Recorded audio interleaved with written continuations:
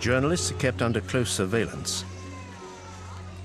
To go to North Korea is to accept the presence 24 hours a day of guides who are guarantors of the country's good image.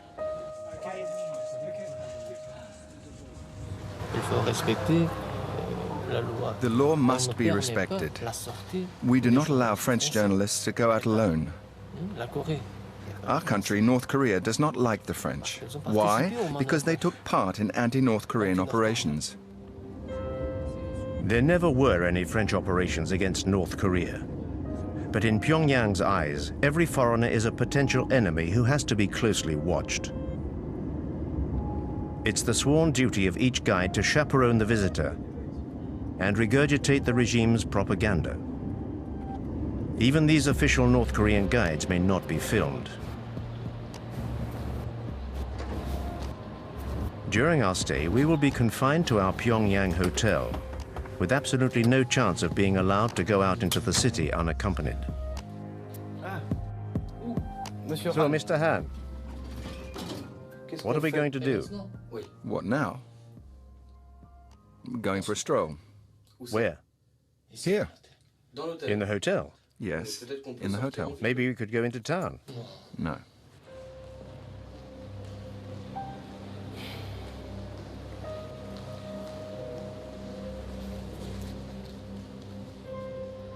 Having spent several hours wandering around the hotel lobby, we finally get authorization to go out. Any trip is pre-programmed and serves the objectives of the propaganda machine. The house where the founder of the nation was born reminds foreigners of President Kim Il-sung's heroic deeds and helps to affirm the family's legend.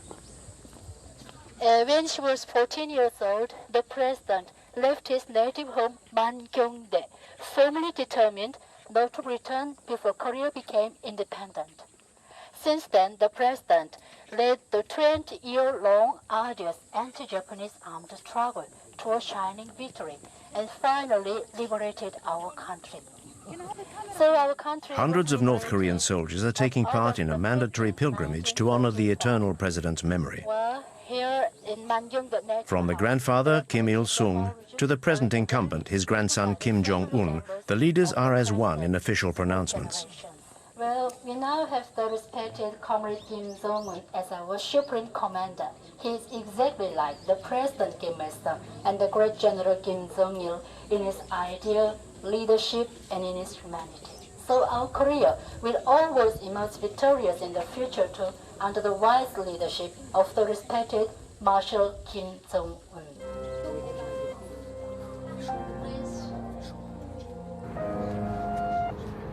We've been given authorization to visit Pyongyang to film the capital's latest infrastructures.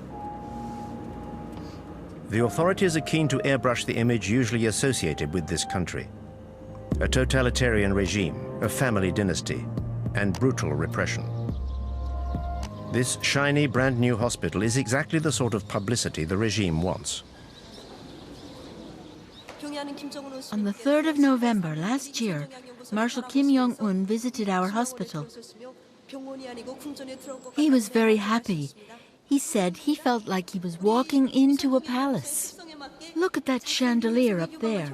That is our emblem. It represents a woman's bust. This is the room which our glorious leader, Kim Jong-un, visited on the 3rd of November. Come in.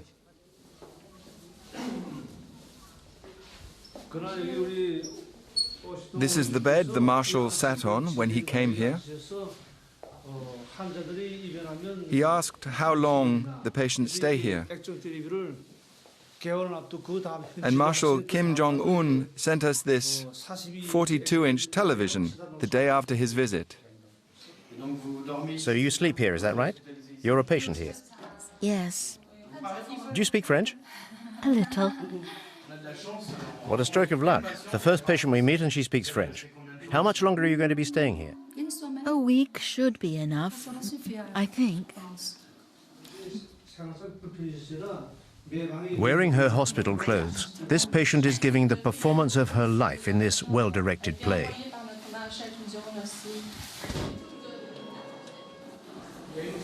Is that a power cut? But reality soon kicks in again. Do you often have power cuts? No, very rarely.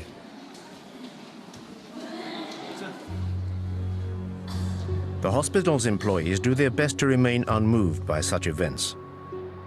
Nothing can tarnish the image of the country and those who run it.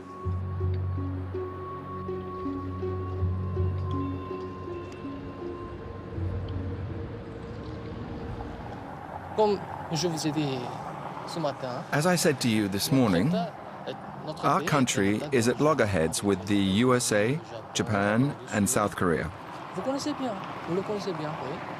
So we need a strong military, many soldiers to defend the fatherland. There is always tension in the Korean peninsula.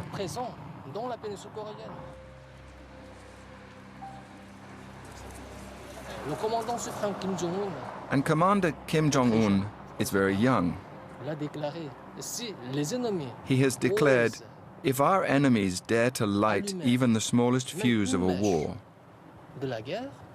Korea will strike a lethal blow, which will definitively unite the country. Reunification of our nation is the most fervent wish of every Korean. This desire for reunification dates from the end of the Korean War in 1953, when the peninsula was split into two countries. But no peace treaty was ever signed. Officially, the two Koreas are still at war. North Korea was subsequently run by Kim Il-sung until 1994, and then by his son, General Kim Jong-il, who died on the 17th of December, 2011.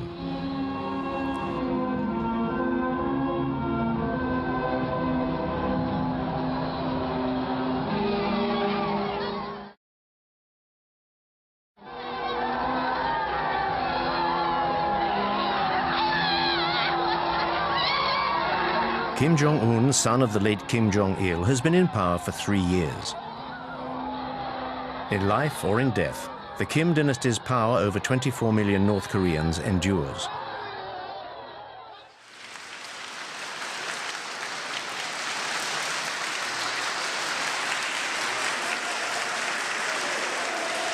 The Kim family is the first communist dynasty in history.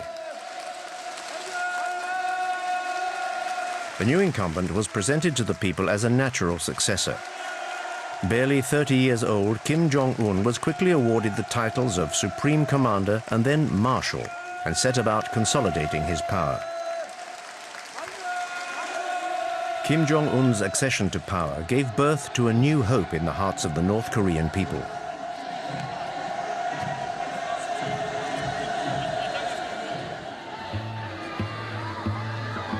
More of a modernist than his father, he built theme parks and was accompanied at public appearances by his wife. No North Korean leader had ever been seen to be so liberal before.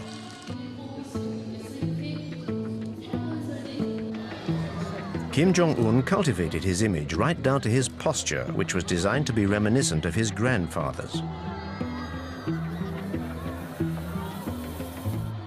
Propaganda has now established him as the third strongman of the North Korean nation.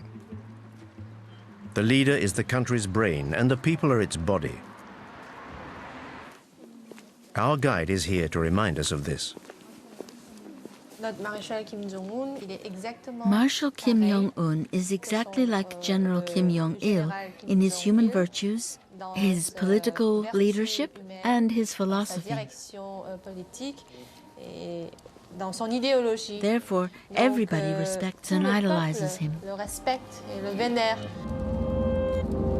The guide's rhetoric is always the same. Under Kim Jong-un, devotion to the leaders remains almost religious. Like all transient foreigners, we are constrained by the regime's demands.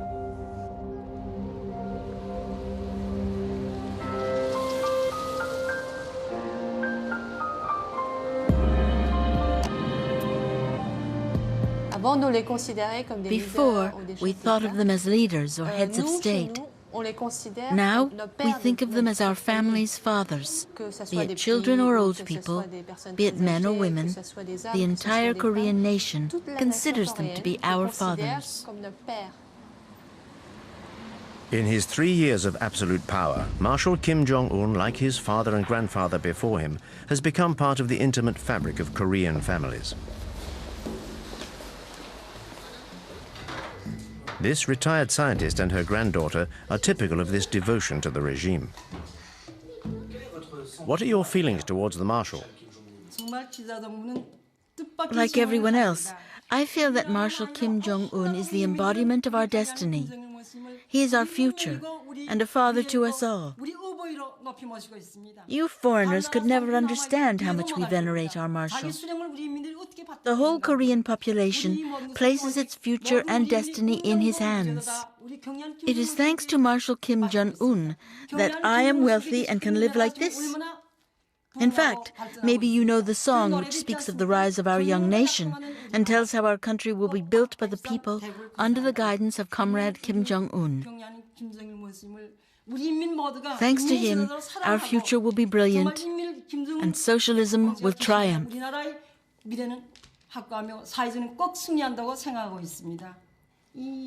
How about a song?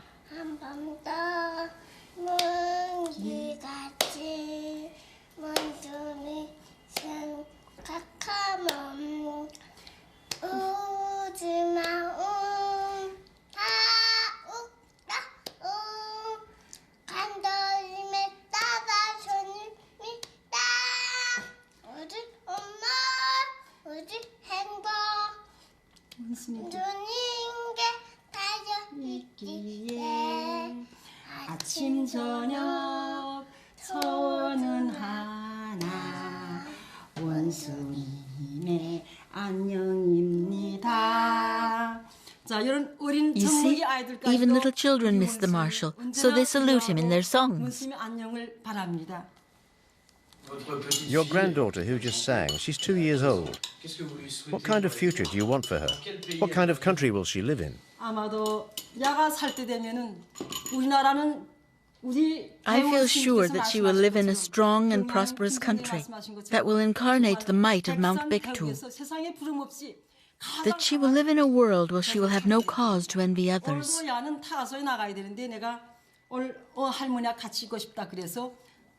She already goes to a good nursery and will go to the free high school and university. We hope she's going to be a scientist like her grandfather. We would like her to contribute to our nation's developments in science and technology under the guidance of Marshal Kim Jong-un.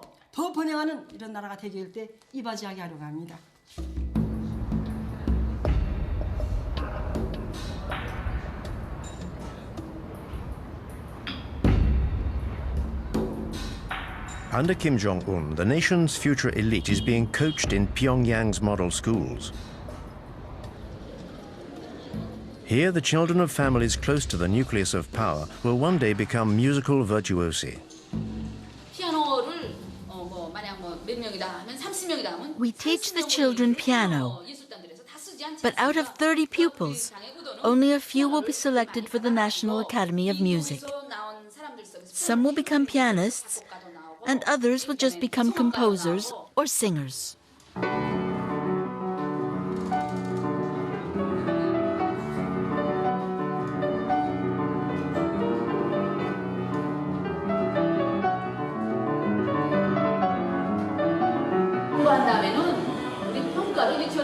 Our junior school gives out these red stars as rewards to children for good work. And when they see these stars, it also makes them want to join the army.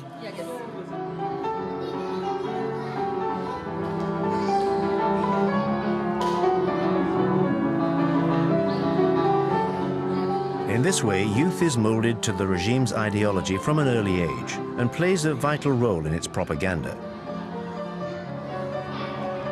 The children have to be adorable. They're cosseted and well-fed. These are the regime's privileged few, the keepers of its eternal future.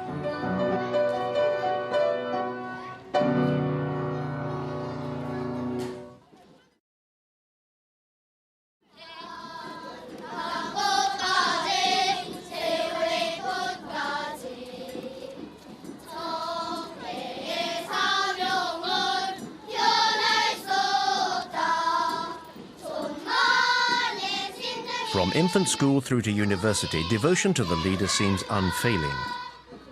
But all the parades, songs and smiles hide another reality. The images that we filmed in North Korea give no insight into how this enigmatic country really works. Only North Korean refugees who have fled their homeland can genuinely shed light on the country's everyday life. What your footage shows is children who are all at the same level. The ones who lead the parades on the streets of Pyongyang are psychologically groomed throughout their time at school, and usually they have access to better facilities, owing to their parents' position, because it's a privilege to lead parades like this through the streets of the capital.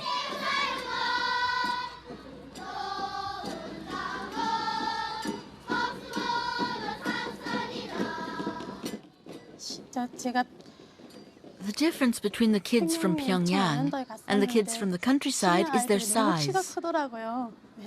The children from the capital are much bigger than the country kids of the same age. This is due to lack of protein in their diet.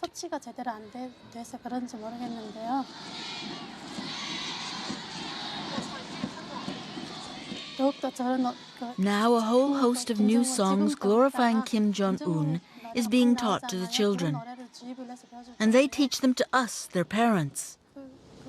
If children sing any song that is in any way critical of North Korean socialism, they're censured in front of their classmates.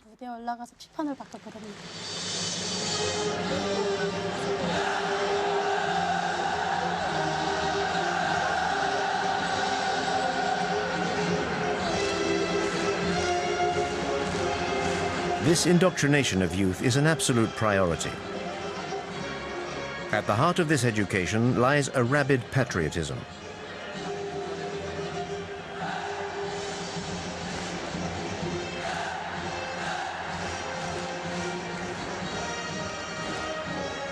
These children are the future of North Korea and have to be ready to defend their nation. These mass spectacles are designed for the North Korean nation to promote its sense of power.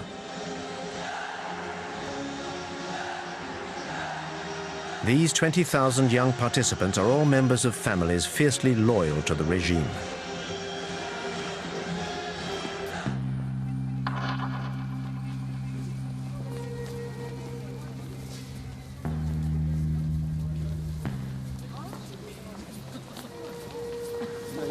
These Pyongyang citizens are an essential part of the regime's rhetoric, at its very core. Students, teachers, and high-ranking military officers whose loyalty is beyond question. These men and women from the capital's elite are the only people allowed to meet foreigners.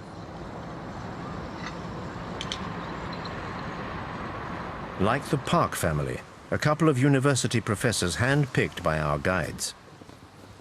The Park family's exemplary conduct has enabled them to move into this block of flats. I'm still emotional talking to you now. We used to live on Mansadong Hill over there, in a flat on the 15th floor of a building, where those two statues of our leaders are. We were given this apartment on the 2nd of July 2012. Marshal Kim Jong-un came to visit us on the 4th of September 2012. He looked at every room, even the bathroom. He turned on the tap and the water ran freely, so he was very pleased. I couldn't believe how lucky I was to be able to live in a flat like this. When our Marshal Kim Jong-un visited us, I even asked him, "Dear leader, why is it that a family like ours is allowed to live in such a luxurious apartment?" The Marshal said, "In our society, teachers and their families are the people who are entitled to the greatest respect. If people like you can't benefit from living in a place like this, then who can? You deserve to live here." That's what the Marshal told me. A model flat for a model family. Happiness, North Korean style, is, like everything else, stage managed. In order to ensure their loyalty and to disguise the iron rod hanging over the population, Kim Jong-un has transformed Pyongyang into a shop window for the regime's privileged few. Our Marshal Kim Jong-un is trying to ensure that all our people can enjoy a happy life. He wants the people to be able to live in a civilized country, a civilized and socialist country. It is his will and his intention that the people may one day enjoy a very modern lifestyle. This shows that we're trying to develop not just the leisure industry, but also sport, healthcare, and culture. We're trying to live in a more civilized world, basically. The despot Kim Jong-un has decreed the North Koreans should have fun. The country has supposedly entered a new era with fun for everyone. At least, that's the image that the authorities want to display to foreign visitors. On the outskirts of Pyongyang, this equestrian center is Marshal Kim Jong-un's latest creation. This equestrian center is for the benefit of everybody: workers, employees, old people, and even small children. Nothing is left to chance. There's no room for improvisation. I'm on my way. They want to see the merry-go-round. Get everything ready quickly and let the others know. We're on our way.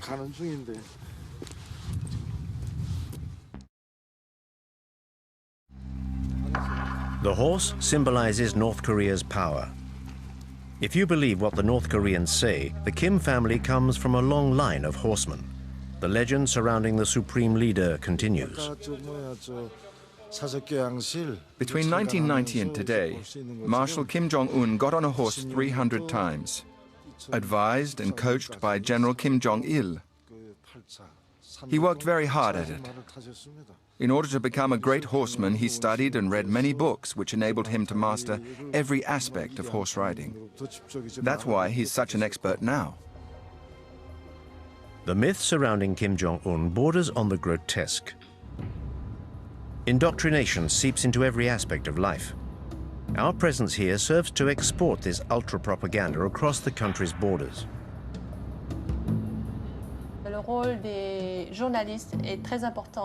The role journalists play is very important. That's why we're taking the documentary you are making of our country so seriously.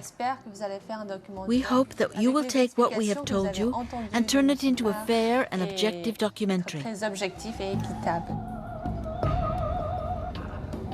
Part of the schedule for the day is a visit to Marshal Kim's latest folly, a ski resort 200 kilometers from Pyongyang. His time studying in Switzerland gave him a taste for winter sports. The regime has spent $300 million on the construction of this complex. But Kim Jong-un has also achieved his objective of circumventing the embargo on leisure goods imposed by the international community. We have 10 ski slopes here at the Masik Resort, 9 for professional skiers and 1 for beginners. We started building these slopes in May 2013, and we finished on the last day of December 2013. That's what the Marshal required, and we achieved it. Our leader even promoted our resort all over the world.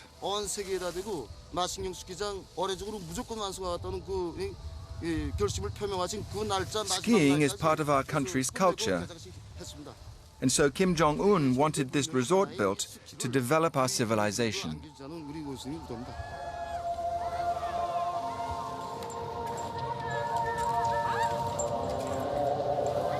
But who in North Korea can afford the luxury of a holiday here?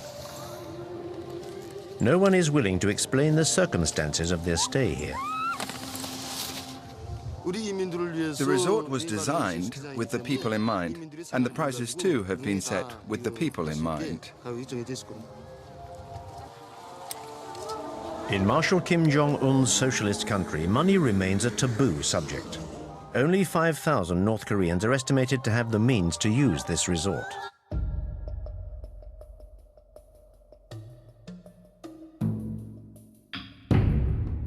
In the opinion of this North Korean refugee, these new facilities are unacceptable. 중요한 건 아니고요. 거기 뭐 불필요하게 국민들이 먹고 살기도 It's all 힘든데 so ridiculous. 그 건설해봤자 People are starving to death, and these facilities are only for rich people from Pyongyang and no good to anyone else. 갈 생각도 안 하고요. The reality is that people in North Korea are suffering.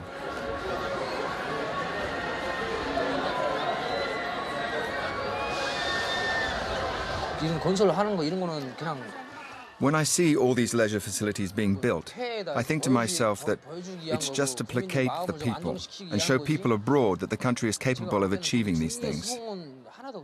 All the money spent on building these things could have been redistributed throughout the population. This is just throwing money out of the window. 배급이라도 전속적으로 주던가. North Korea's economic difficulties do not stop the regime from spending money hand over fist.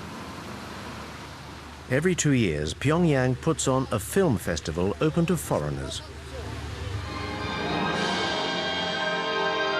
This is a way for the authorities to present an image of cultural and material prosperity to the world.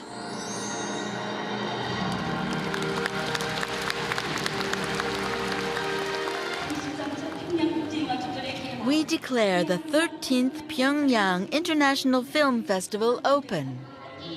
The films and cartoons shown all follow the party line, of course. This amenability towards the world outside North Korea is limited, and tributes to the leader are never far away. This event is all the more important because it only takes place thanks to the interest and the love that Marshal Kim Jong-un has for the cinema. You're about to watch films which are completely innovative in both form and content. North Korean cinema has a central role in the propaganda machine. It educates even before it entertains.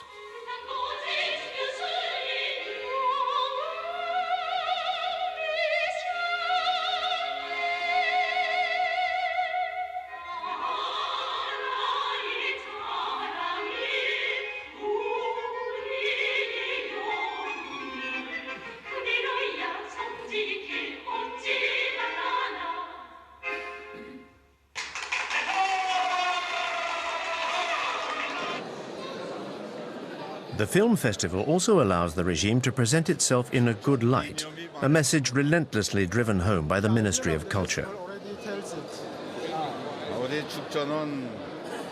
We want independence, friendship, and peace between peoples. All over the world? Yes, all over the world. A select group of dignitaries and a few foreigners are being treated to a soirée orchestrated by the great and good of the regime.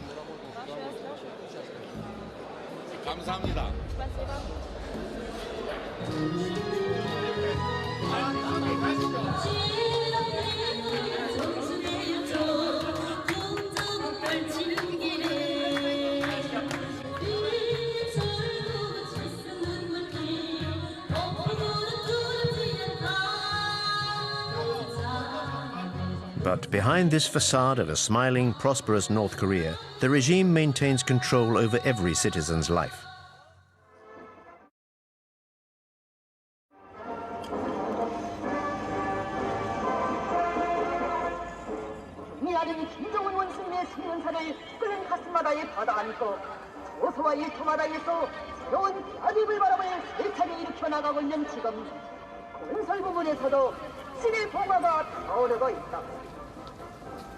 경미한 원숭이의 10년차를 엮여봤더니도 정청강 기란식 발전소 건설장과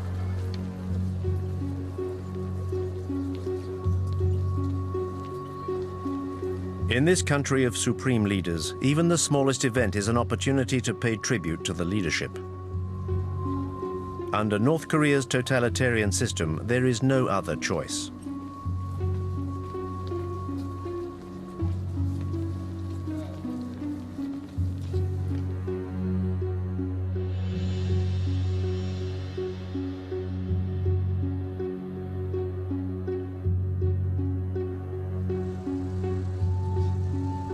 To commemorate the 60th anniversary of the end of the Korean War, the population of Pyongyang is requisitioned to pay tribute to its army.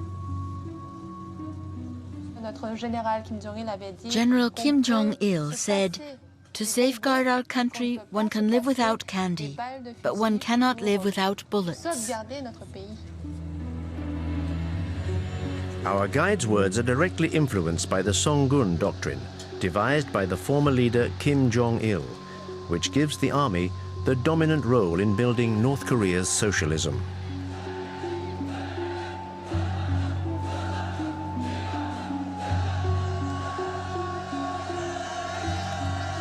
Like his father, Kim Jong-un perpetuates the tradition of large public parades. In this way, he sets the scene for his own power and that of North Korea.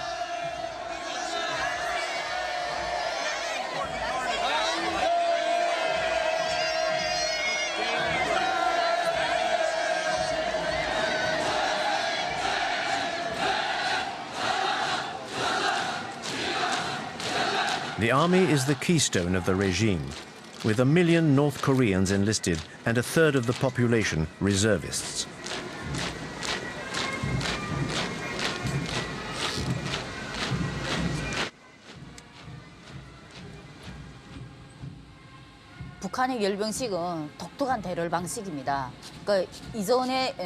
These parades are quite remarkable. I think they used to do something similar in the former USSR. What leaders Kim Il-sung and Kim Jong-il taught us was a style of military marching called the Hell March, which dated from the end of the war with Japan. It's a style that Kim Il-sung was already using when he fought the Japanese.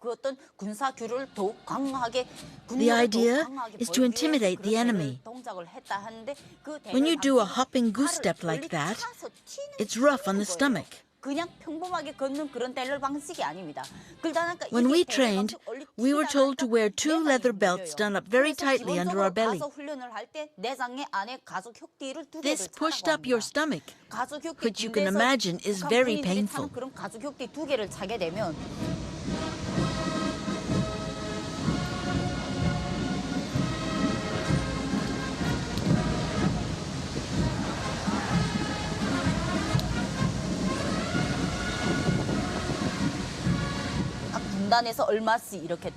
I took part in training for these parades while I was a student at military college.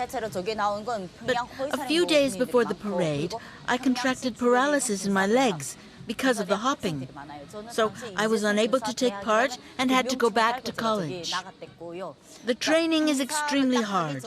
It felt like being a prisoner in a labor camp. And in North Korea, not to be able to take part in the parades is very shameful.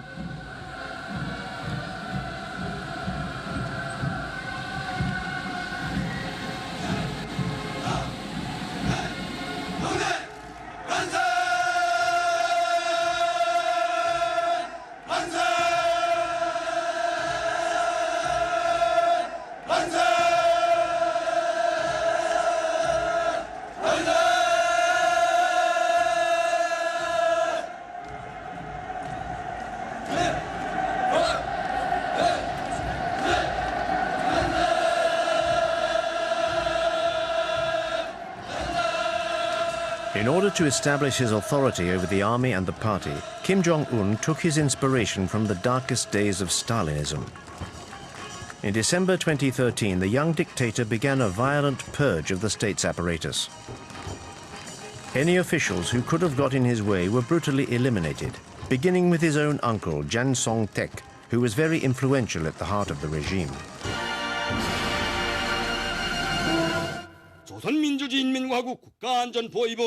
The Special Military Tribunal of the Ministry of State Security of the Republic of Korea has found the accused, Jang Song-taek, guilty of acts of subversion against the state. His goal was to overthrow the power of the proletariat by aligning himself with our ideological enemies. This crime carries the severest penalty under Article 60 of our Penal Code. This upstart, this traitor to the revolution, is condemned to death. The decision is to be implemented with immediate effect. Jiang Song-tek was shot, according to the party line, for fomenting a coup d'etat. He was said to be overly immersed in commercial activities with China. Any hope of the regime relaxing its approach was definitively snuffed out. Kim Jong-un has asserted himself as a warlord. His frequently bellicose directives are followed to the letter by North Korea's soldiers. After the Kim Jong-un regime took power, training became more and more intense. He was determined to crush South Korea by force. He was very insistent on the weapons we had to use and ordered us to use all our ammunition on every training drill. I remember the directives changing when he took over. We had to go up into the mountains more and more often for training sessions, 2 or 3 times a week. And everything changed from a military equipment point of view. We got new and better munitions, like armor-piercing bullets. I think Kim Jong-un wants to prove to Koreans that he is capable of preparing the country for a war against South Korea.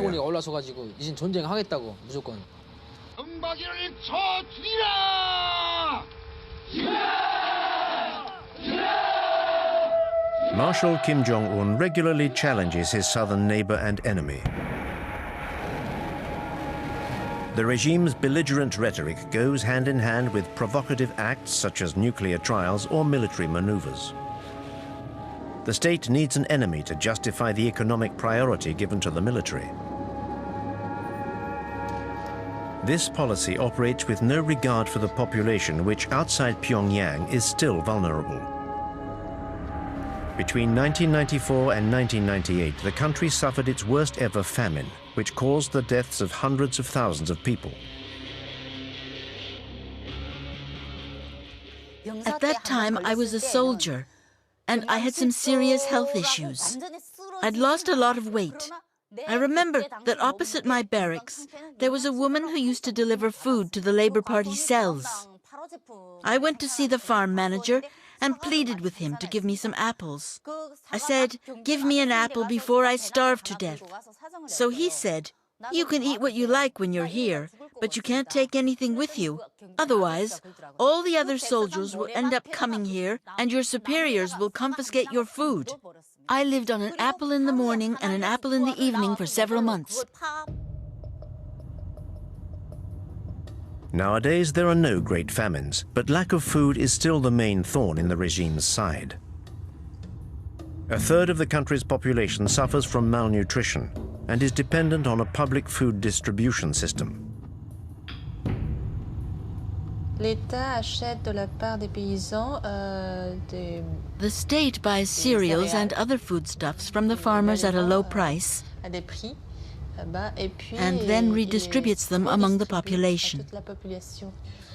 Depending on the number of people in the family, they get more or less food. More is given to families where there are adults. The regime is still incapable of feeding its people, but is keen to convince us that the opposite is true. Our journey now takes us on a visit to a naturally exemplary farm. These are the details commemorating our visits from General Kim Jong-il, who came 15 times to give us new instructions. His advice when he was here enabled us to improve production. He was very pleased. The general said, at first, the soil here was bad, but the good work of our farmers has allowed us to increase productivity. General Kim Jong-il himself said that our farm should become a model to the rest of the country. This model farm looks more like a ghost farm. According to the manager, 850 farmers work here. We do not see a single one. This dilapidated greenhouse is the regime's attempt to convince us of how modern its agricultural system is. In fact, what we produce here is mainly for the local population. We don't get involved in how many people we distribute vegetables to. There is an organization above us that calculates this and then gives us production targets for the year.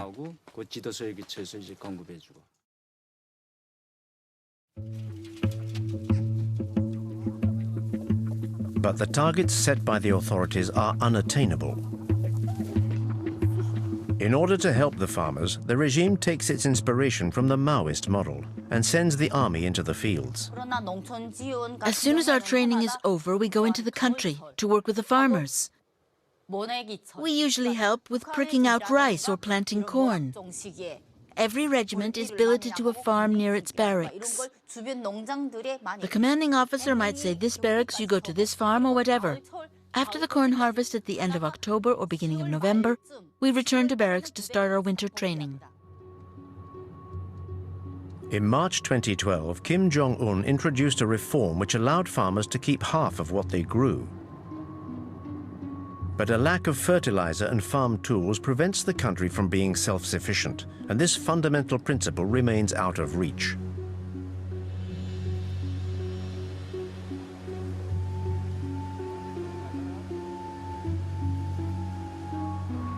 The regime seems to continue supporting a systematic economic path. But today, it no longer has any choice but to tolerate private commercial ventures.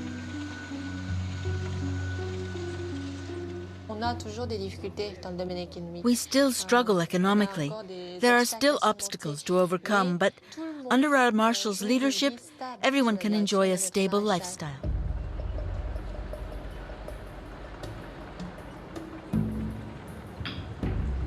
The regime has succeeded in maintaining this stability by cutting off its population from the outside world. Only a handful of North Koreans managed to get around this isolation via the black market. There are smugglers who regularly cross the Tumen River on the Chinese border and bring back contraband. I went into business with a bunch of friends, and I remember everyone copying and burning South Korean DVDs brought in from China, and then selling them in the markets. In North Korea, buying DVDs like this is expressly forbidden and goes against the regime and the law. It is actually dangerous to even own them. But there are fewer controls in the evening, so people get together around 10 or 11 and stay up until dawn watching recordings of popular TV series. I remember a very popular South Korean series which showed a casino in a capitalist country. You saw money changing hands, which we'd never seen before. Because all you see on North Korean television is documentaries about Kim Il-sung and Kim Jong-il. And it's still the same today. But in those South Korean series, I saw apartments and wardrobes full of clothes and shoes. The North Korean regime keeps on telling us that South Koreans are very poor. But the people in those series were really fashionably dressed, and I loved it.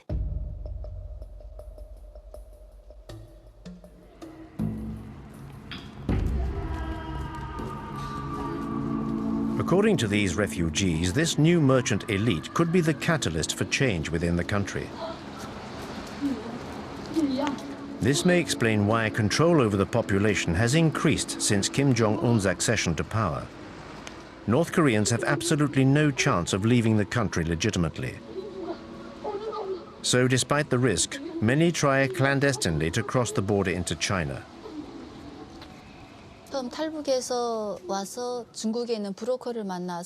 The first time I fled North Korea, I met a middleman when I arrived in China and was sold to a Chinese farmer. When you're on Chinese soil, you're considered an illegal immigrant and not a refugee. I ended up getting caught, and the Chinese authorities sent me back to North Korea. I was sent to a labor camp for a year. I was beaten for 3 days. The first few days are meant to frighten you and make you confess your crimes. Once you've confessed, you're sent to a labor camp or to prison. When they were torturing me, they prevented me from sleeping, and they hit me here, in the eye. When I was a border guard on the Tumen River, it was my job to catch fugitives. We were posted along the Chinese border in groups of 3.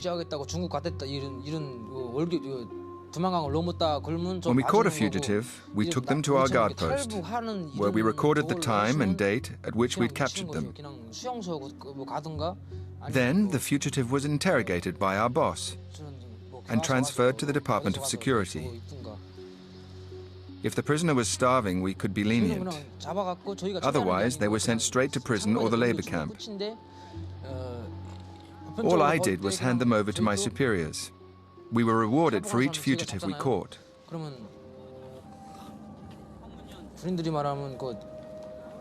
I stopped about 8 people from escaping across the Tumen River into China. If you catch 1 fugitive, you get a medal. If you catch 5 in the same year, the Labour Party awards you prizes and even holidays so that you can go home and see your family. 김정일이 당 있잖아요. 조선노동당에 입당시켜주고.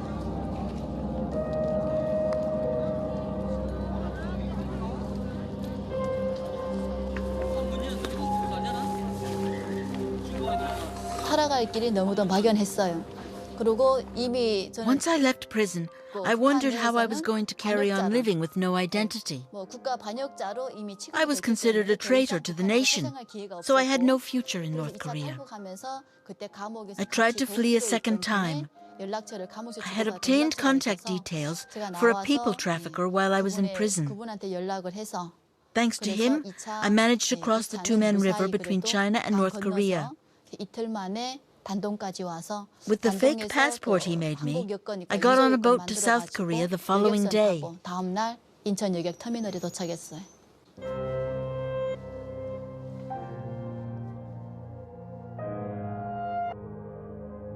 The ruthlessness of the regime and the disastrous economic situation have forced over 200,000 North Koreans to flee their country. 25,000 have made it to South Korea.